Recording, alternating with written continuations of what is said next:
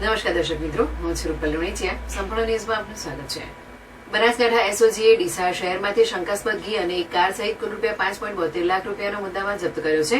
આ કાર્યવાહીમાં મિહિર માર્કેટિંગના માલિક પરેશ રતિલાલ ચોખાવાલાની ધરપકડ કરવામાં આવી છે. પોલીસ મહાનિરીક્ષક પરીક્ષિતા રાઠોડ અને પોલીસ અધિક્ષક પ્રશાંત સોમેની સૂચનાથી બજારમાં વેચાતા ભેળસેળયુક્ત અને નકલી પદાર્થોને પકડવા માટે આ અભિયાન ચલાવવામાં આવી રહ્યું છે.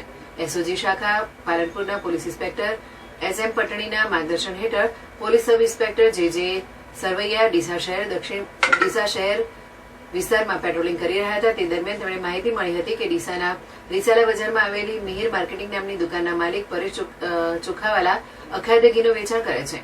આ માહિતીના આધારે એસઓજી ટીમે દુકાન પર તપાસ કરતા દુકાન આગળ ઉભેલી સફેદ કલરની ગાડીમાંથી શ્રીમુખ પ્રીમિયમ કાવ ઘી લખેલા 8 બોક્સ મળી આવ્યા હતા. આ બોક્સમાં 1 લીટરના પીળા ઢાંકણાવાળા કુલ 120 ડબ્બા હતા, જેના પર શ્રીમુખ ગાયકા શુદ્ધ ઘી લખેલું હતું. જ્યારે પરેશ ચોખાવાલાને આ પદાર્થ વિશે પૂછવામાં આવ્યું ત્યારે તેઓ કોઈ સંતોષકારક જવાબ આપી શક્યા ન હતા અને ઘીના બોક્સના બિલ પણ રજૂ કરી શક્યા ન હતા. એક બોક્સ ખોલીને તપાસ કરતા તેમાંથી ઘી જેવી સુગંધ આવતી હતી. શંકાસ્પદ ઘીના 120 ડબ્બાની કિંમત ₹72,000 અને કારની કિંમત ₹5 લાખ ગણીને કુલ ₹5,72,000નો મુદ્દામાલ જપ્ત કરવામાં આવ્યો છે.